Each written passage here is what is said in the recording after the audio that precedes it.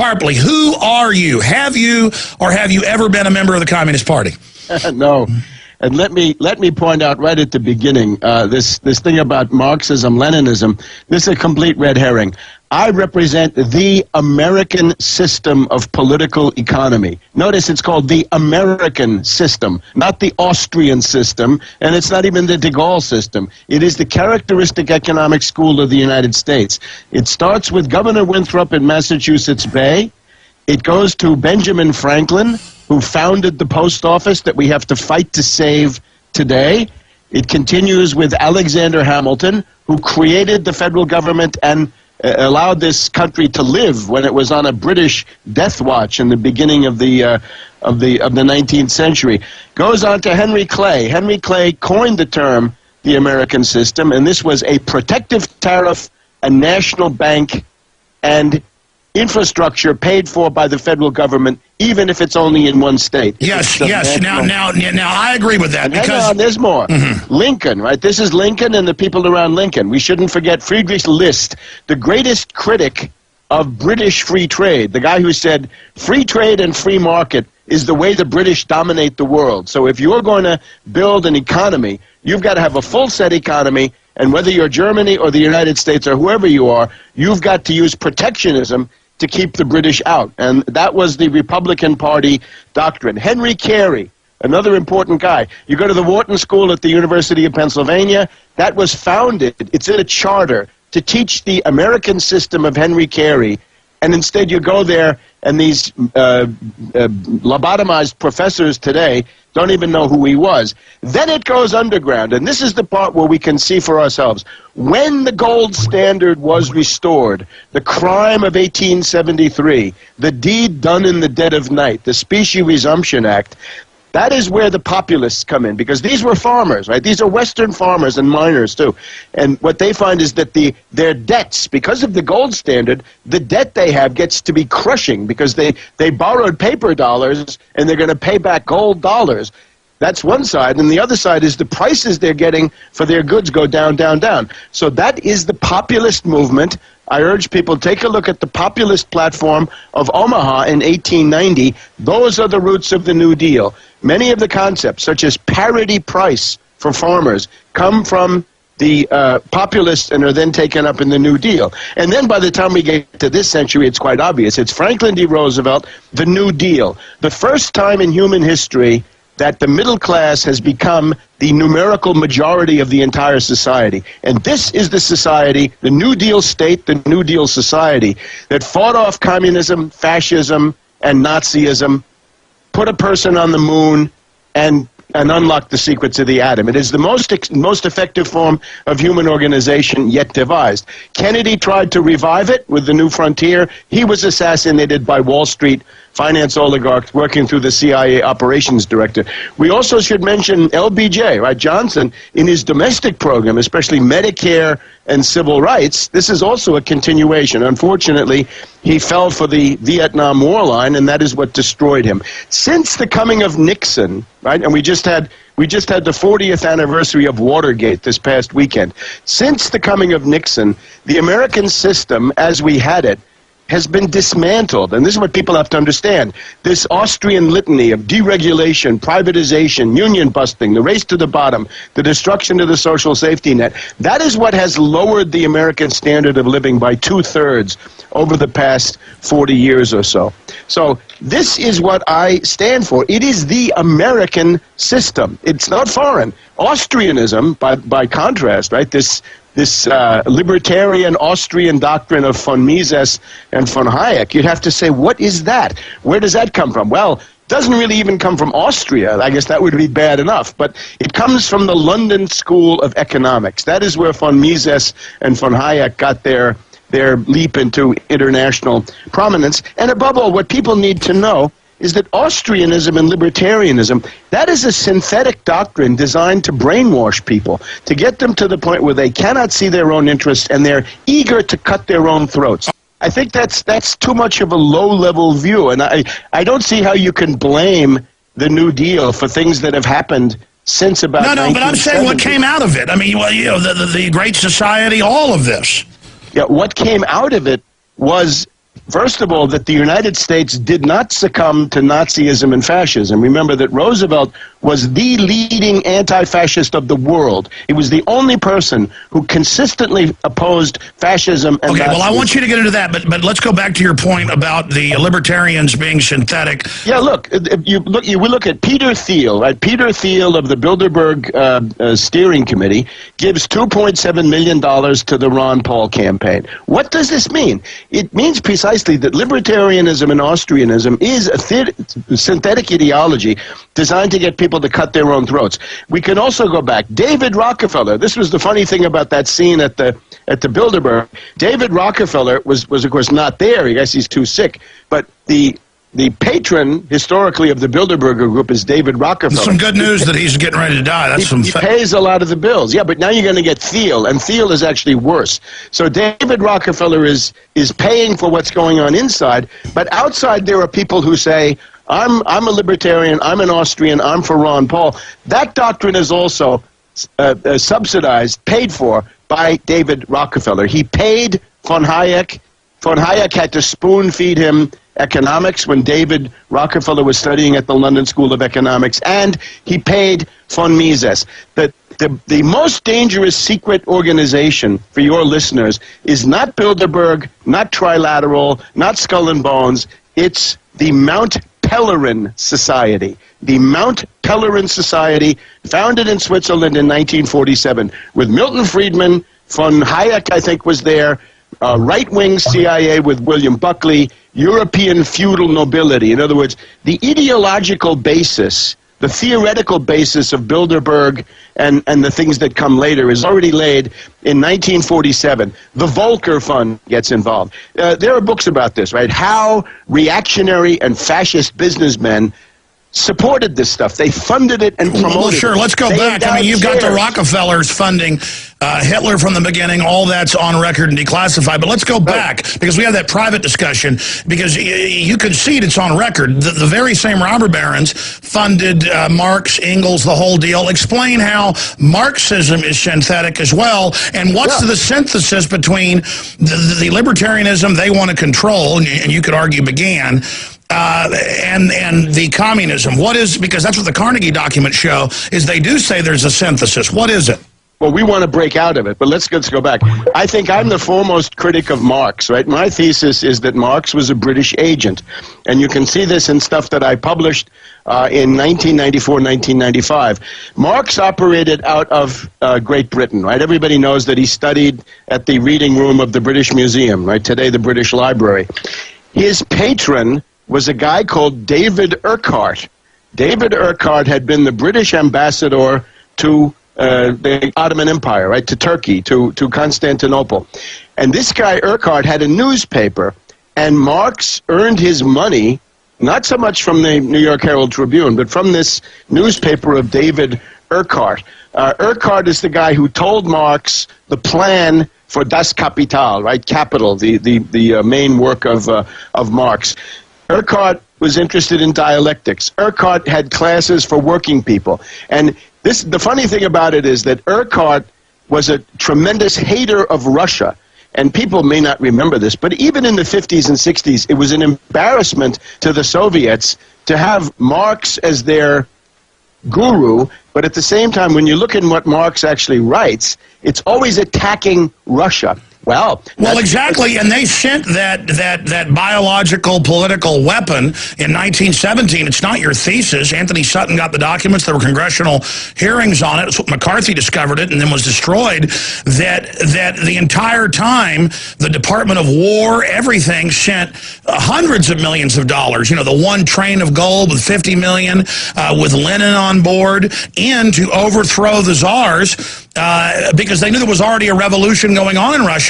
I mean, communism was sent from England and the United States by the robber barons. Yes, although, let me just say, Marx was acting as a typical British agent in the 19th century when the main enemies of Great Britain were Russia and the United States. And indeed, during the American Civil War, there's a convergence between Lincoln and the Tsar as the good guys, in my view. When the Russian fleet arrived in New York, the Russian fleet arrived in San Francisco, and the British knew in 1863, if you attack the United States, you get a world war with the United States, Russia, probably Prussia, against Britain, France, and Spain. And by the way, people forget this, and then they say, Alex, you're from the South. What do you mean? You say the North's good. No. On record, they sent British intelligence in to foment the South, who had real grievances, to try to break the country up. I mean, this is what they do. Right. Freemasonic agitators, very relevant point. But now, when we look at Lenin, Lenin is someone who was sent in by the British and by the U.S. to create chaos. The trick was now Lenin turns into the Frankenstein principle. In other words, they say, let's promote the breakup of the Tsarist Empire and feast on the remains. And then Lenin, being this fanatic that he was able to pull a coup and carry out to create this dictatorship, which then turned into something different. But no matter how much it evolved under Stalin, it was always crippled by Marxist doctrine. And the crippling was that they didn't have small and medium industry. They didn't have individual initiative, right? They didn't have entrepreneurship. And then the CIA in 49 now declassified. I'd always read this and seen this. They now admit in the last 5 years, put Mao Zedong into power, who destroyed all small and medium, collectivized and killed 60+ mil. Well, that, of course, is the British policy, right? The British had always hated Chiang Kai-shek and the Chinese nationalists. But what was going on there, this was actually done by General Marshall. And it gets back to my thesis about Pearl Harbor. You have this group of Stimson, Bundy, Lovett, and McCloy. These are the top leaders of the U.S. banking establishment that enter the Roosevelt administration as part of a national unity government to wage World War II. They sabotage Roosevelt. They make Pearl Harbor a reality, and then they send General Marshall, who's a willing tool, to China. And what does he do? He cuts off all military aid to Chiang Kai-shek for a year and a half so that Mao will win. Yes, indeed. Mao was put there because Mao was programmed with British ideology, Bentham and Darwin and things like this, and he kept China in a state of backwardness. Once Mao was dumped in the 70s, you get the immediate economic development of China.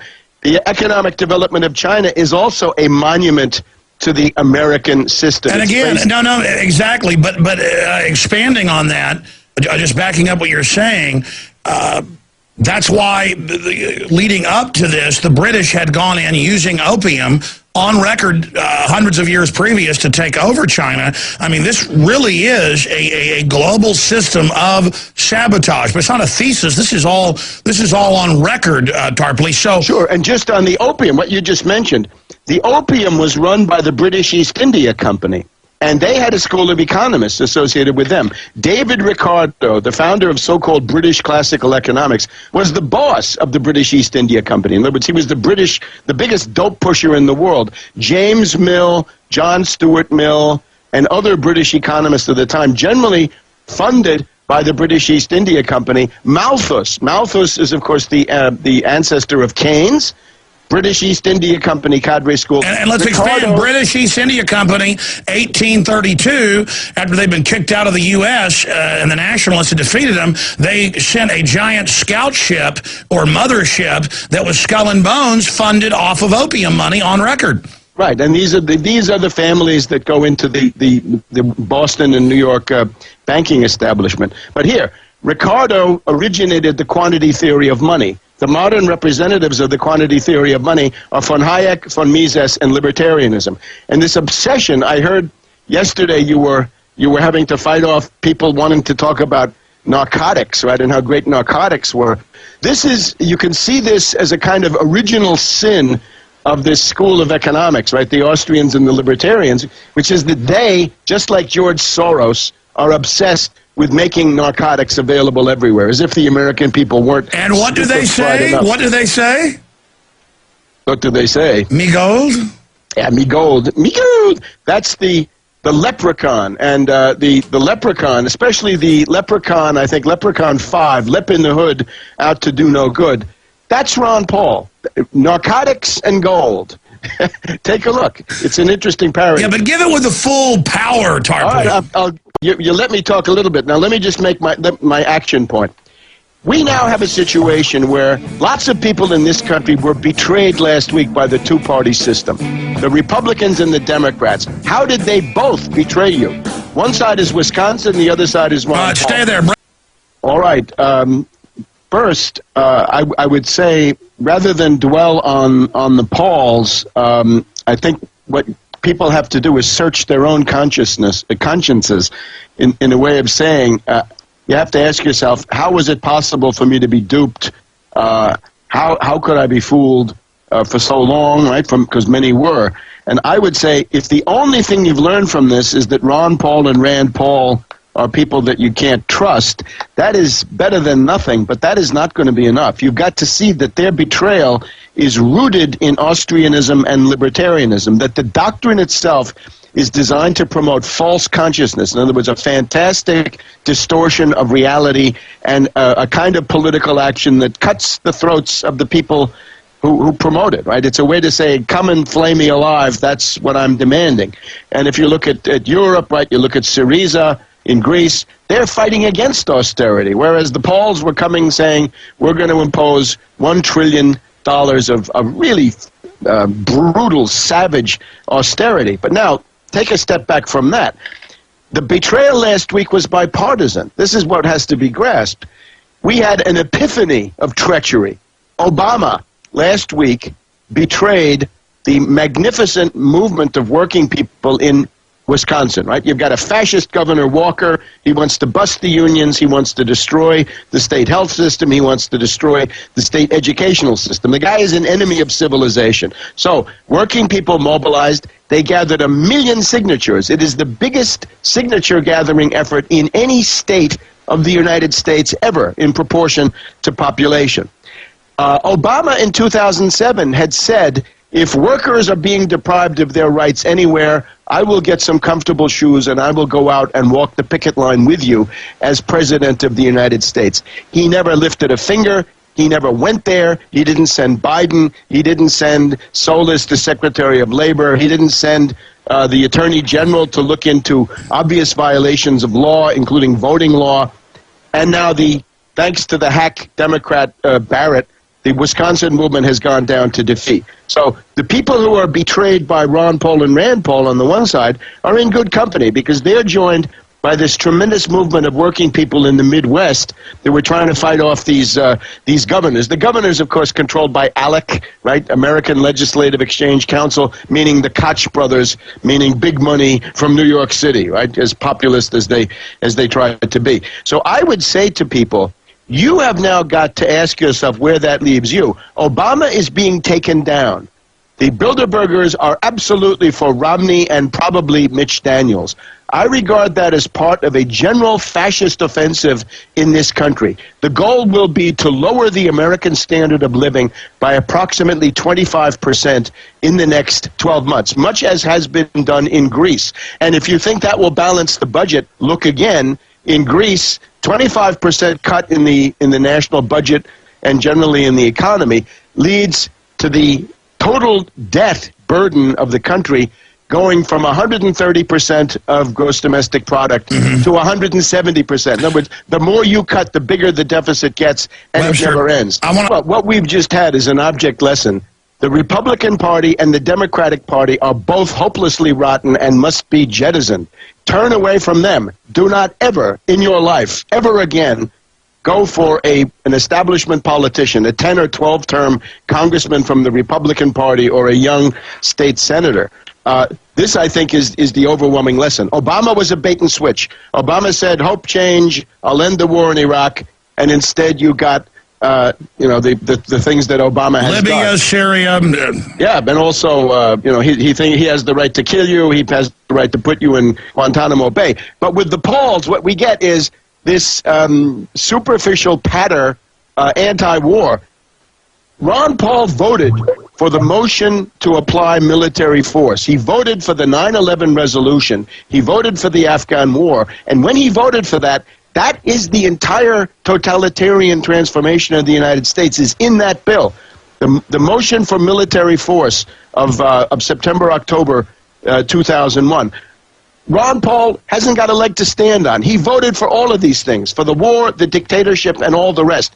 And as you should remember, he repudiated 9/11 Truth not once but twice. Repudiated 9/11 Truth in the 2008 campaign, and then again on January 1st of this year with Jake Tapper. But here's the thing. What are we going to do about this? I would say right now a void has opened up.